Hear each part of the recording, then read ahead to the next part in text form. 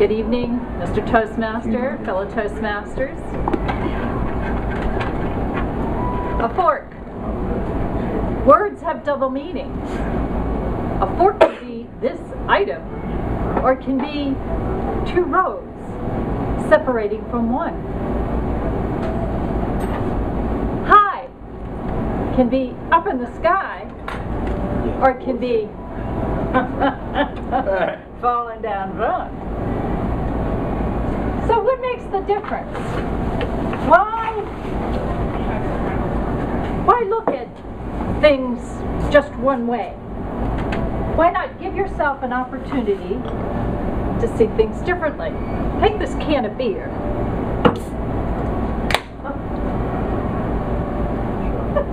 Ice cold beer. It can make you high.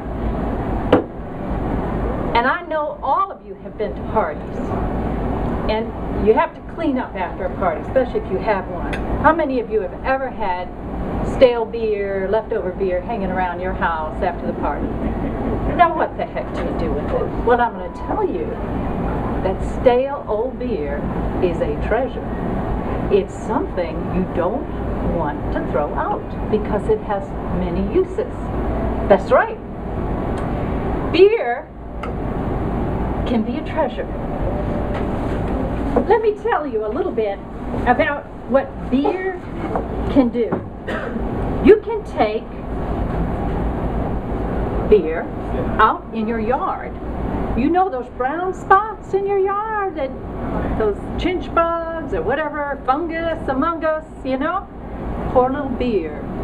And guess what? The acid in the beer will kill whatever is there eating your lawn. But that's not all. Beer has sugar in it.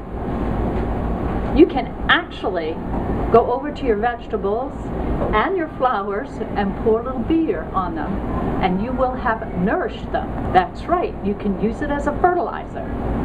You can either take your flattened beer from inside your house after the party, and be sure it's flattened, and be a little cautious, don't overdo it, because your plants might get a little tipsy otherwise, and take and feed your indoor plants with it. That's right.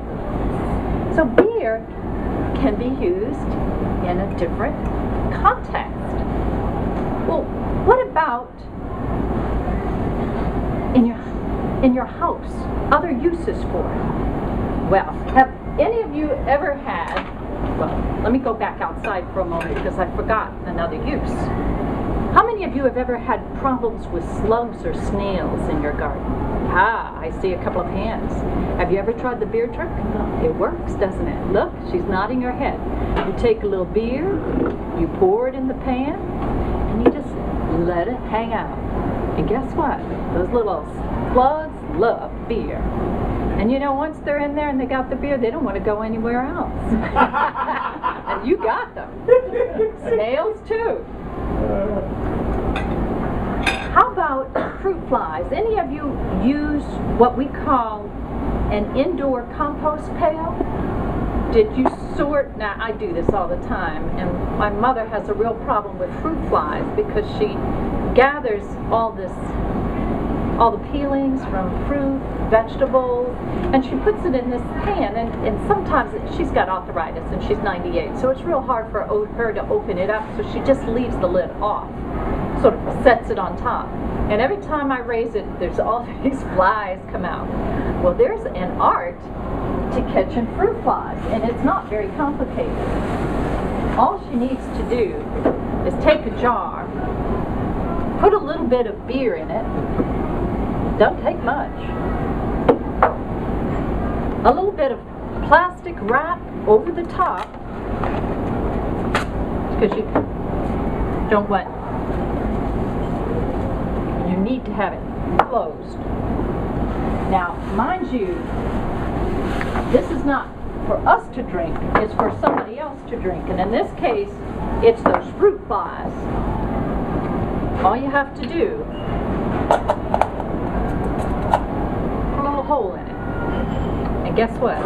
Those fruit flies will find the beer, and when they get in there, they won't know how to get out. And you will have trapped all the fruit flies flying around your kitchen with a little tiny bit of beer. Well, there's other uses for it. Have you ever been outside and the bees and wasps were really bothering you at a time when you were trying to have a dinner?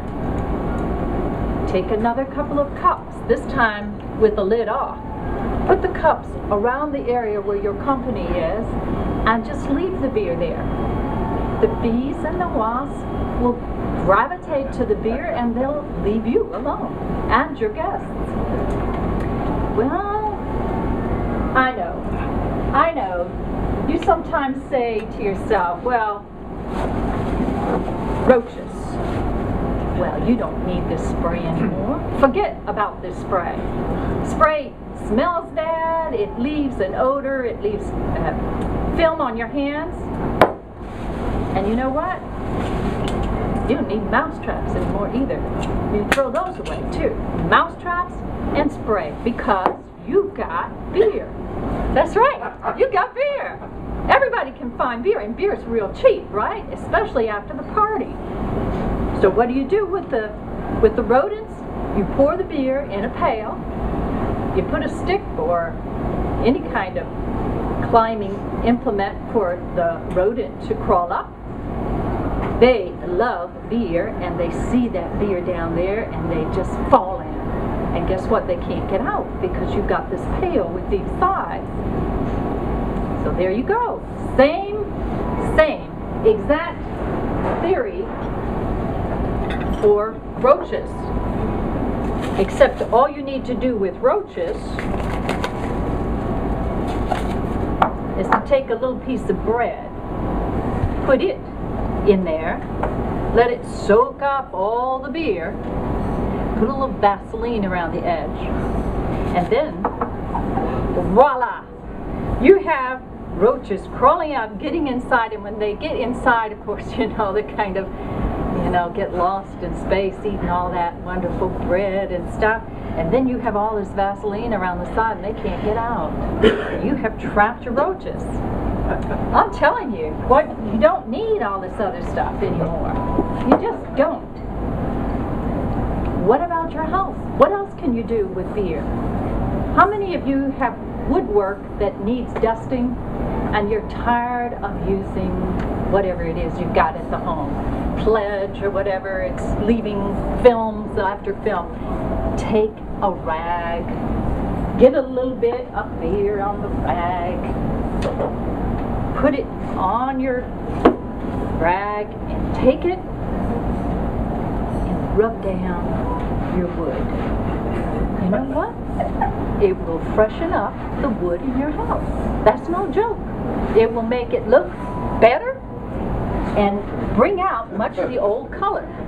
I could do this whole thing all night, but I don't have time. So, you know, it seems like oh my goodness, I almost forgot. There was another jar brought out here. Here it is. I would like David, well, he's kind of busy. I'm going to ask our Toastmaster, will you try to screw that bolt in for me? Will it screw in? Oh, man, what's wrong? It's all rusty, right? My goodness. Let's do this. Let's do this. What are we going to do with this rusty bolt that you cannot get up?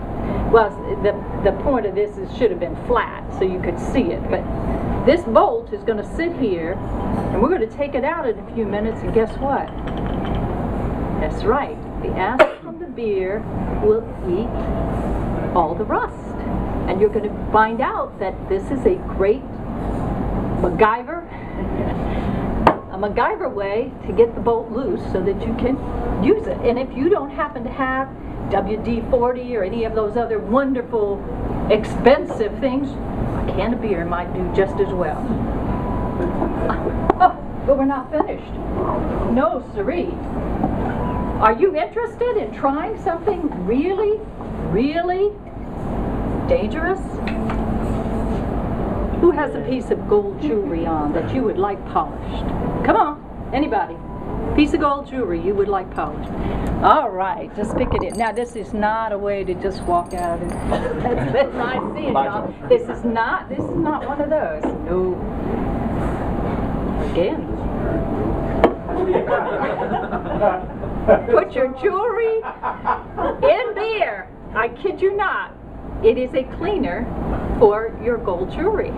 All you need to do when you're finished soaking it is take it out, put it in a container, rinse it with a little bit of water.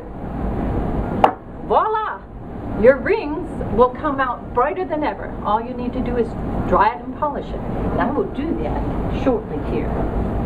So, if you are really daring, you can take a can of beer when you're building your house and put it in the construction.